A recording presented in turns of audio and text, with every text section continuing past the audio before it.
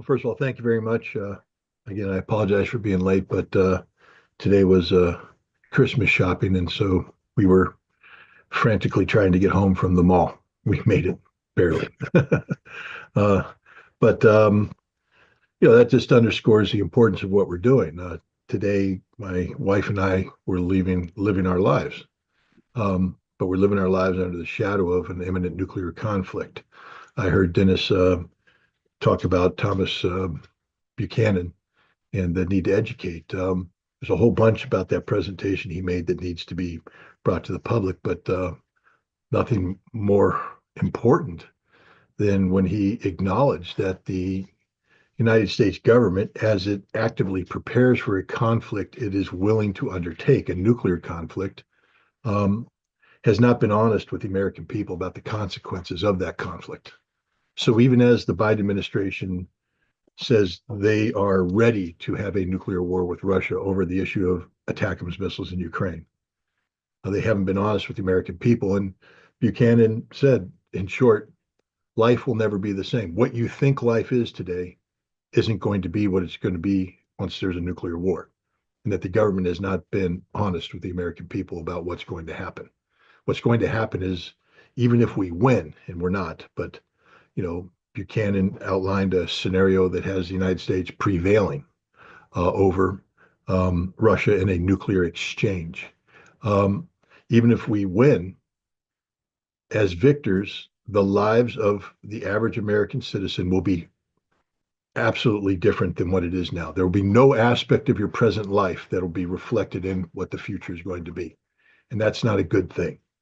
Um, that's where we're at. So here we are having normalcy, going Christmas shopping and such. And the reality is the government that we elected, well, actually, the government that just got unelected, has decided that against the will of the people, they're going to move forward with a very aggressive policy that hinges on enabling Ukraine to launch ATACMS missiles into Russia. Um, and one of the things that I did is, and just getting furious about this. I forget. I think I was on a podcast or something, and I lost it. I mean, I blew up inside. And as soon as that podcast had ended, I called Jose and I said, "We're doing something. We have to do something. We have no choice to do something, because if we don't do something, we are literally going to die." And I have some good news for you. I'm going to put it out there in just a second. But for those of you who think that efforts are futile, that we go out and we make phone calls, we knock on doors, we roam Congress, and there's no results, that this is just basically spitting into the wind, you're wrong. Um, First of all, this effort that we've undertaken began a long time ago. I mean, I've been talking about the danger of nuclear war uh, since I guess the late summer 2022 is when it became evident that we were headed on a path towards nuclear conflict. Um, but it has never been more real than it is today, right now, because of the decision made by Joe Biden's administration to greenlight the Ukrainian use of ATACMS missiles against Russia. Um, but before that happened, we myself and others, including Jose, and Diane Sayre and Dennis Speed and a whole bunch of other people, Judge Napolitano, Max Blumenthal, Gerald Celente. We decided that before the election, it was imperative that we make the issue of preventing a nuclear war um, one of the most important issues of the election. Now, we didn't succeed there. The polls show that more people were concerned about the economy um, than they were about foreign policy. But in making this effort happen, we did get one of the campaigns to commit to a policy in writing about ending the conflict in Ukraine and preventing a nuclear war with Russia. And that was the Trump campaign. We were able to get Donald Trump Jr. and RFK Jr., two very influential members of the MAGA Maha team, to write an op-ed piece that was published in The Hill, in which they put this forward. And I'll tell you why that's important in just a second. Then we had the election. Trump won. And what we found is that the Biden administration has been working overtime to Trump-proof all of the policies that had been pursuing, especially regarding Ukraine, NATO, Russia. By Trump-proofing, this means to basically carry out a series of escalations that will create policy realities that Donald Trump can't therefore back away from once he becomes president, that he'll be trapped in a morass of chaos and anarchy that has been created by the Trump team, by the Biden team. One of these is dealing with the issue of Ukraine and to take this escalation right up to the cusp of nuclear war. Leading into this week, I've always been trained that if you're going to say there's a problem, you have to have a solution. And so in calling out that there's this danger of nuclear war, I needed to find a solution. And I'm a very, very, very specifically focused person. I'm not trying to solve all the ails here. I'm trying to stop a nuclear war.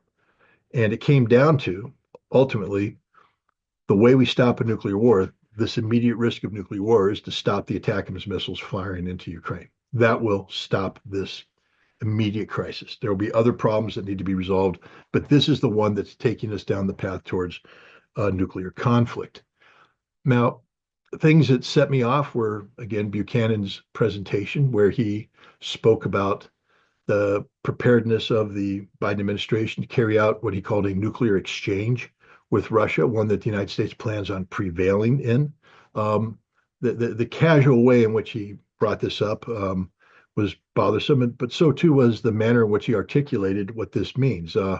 In short, it comes down to, in order to win a nuclear war against Russia, the United States will have to carry out a preemptive nuclear attack against Russia. And a key element of preemption will be the use of ATACMS missiles as a precursor to nuclear preemption.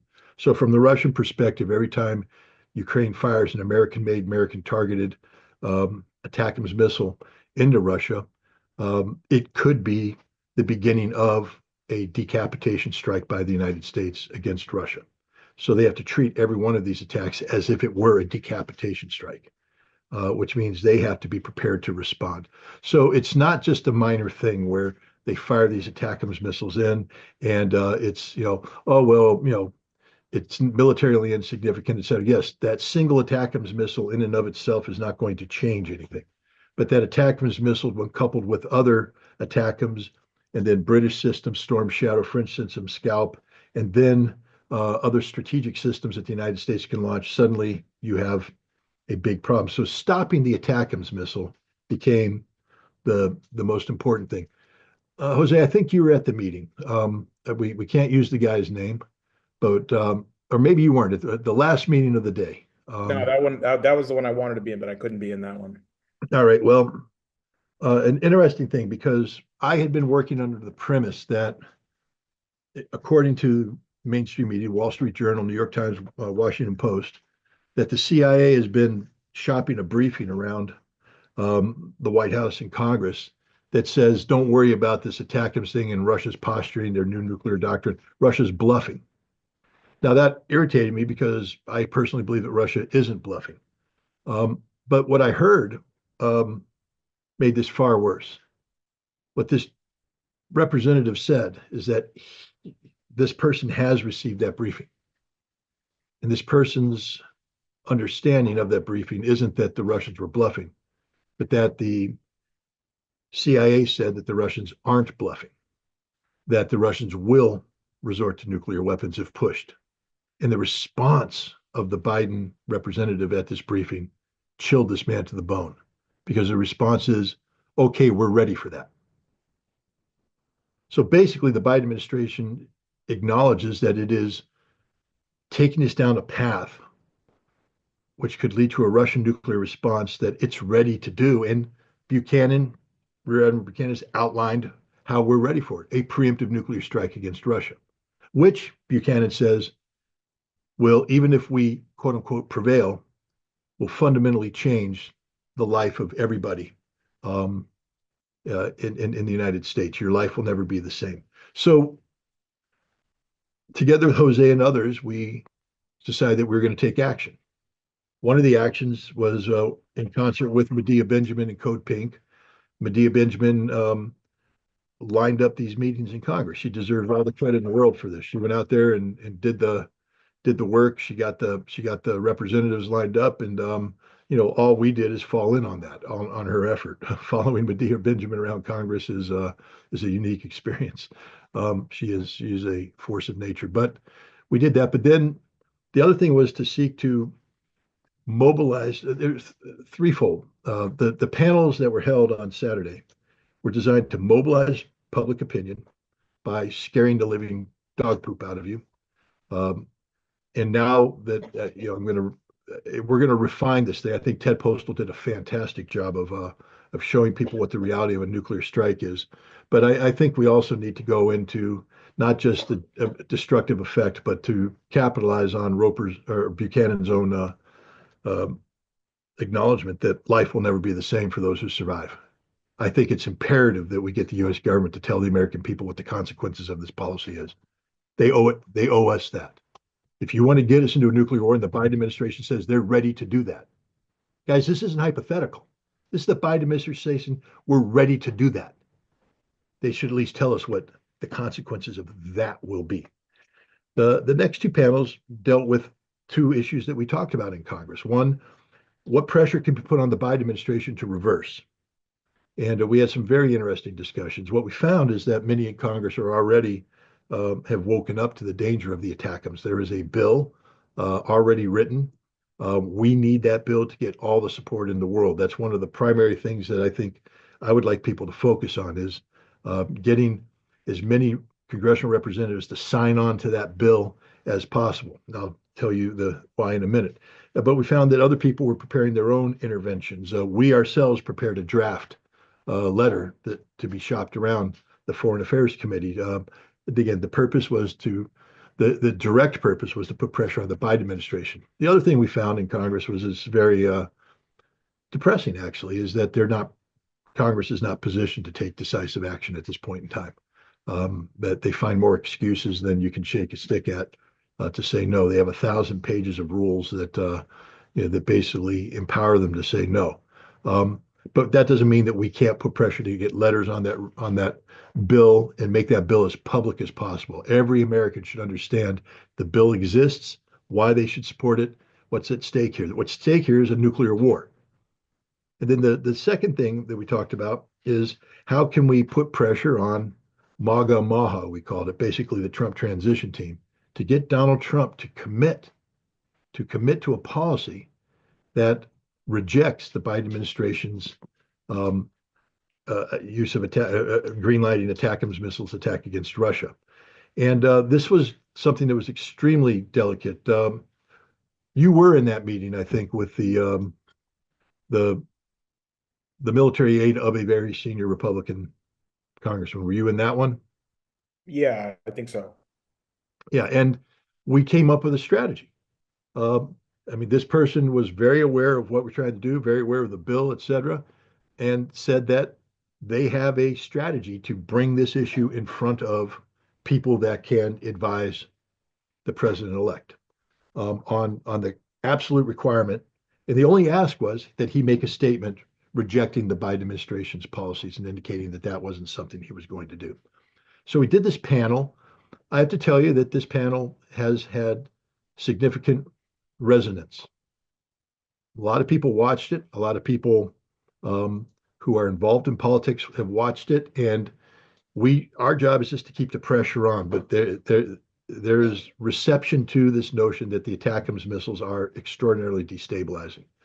Well, lo and behold, as we speak, the Ukrainians launched another ATACMS attack against Russian soil. And guess what happened? Donald Trump came out and made a statement. He called the actions stupid. He rejected the Biden administration's, notion that Ukraine should be able to do this. He said it was a bad policy, very dangerous, could lead to escalation. Basically, the statement we wanted Donald Trump to make has been made. Now, I'm not going to sit here and say that we did it. But I'm going to tell you right now that last week, that thought was not in the Trump transition team. But because of what we did, that thought got injected into the Trump transition team.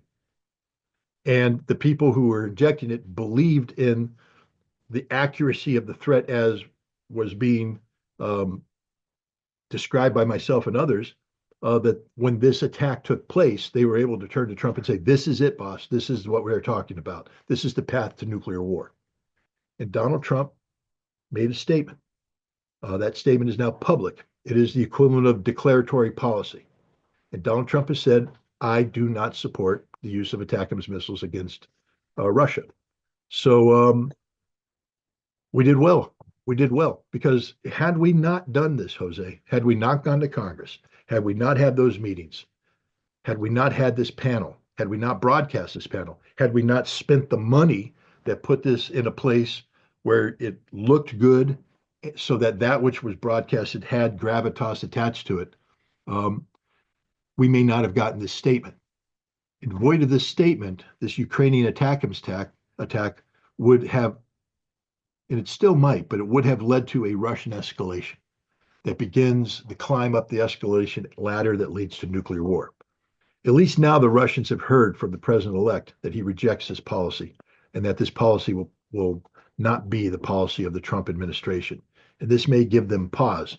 I think there will have to be a response, but I don't know if this response is going to be 3 Oreshniks in downtown Kiev. It may be something else of a lesser magnitude, because the Russians have heard something that they wanted to hear, that they needed to hear, and will respond accordingly.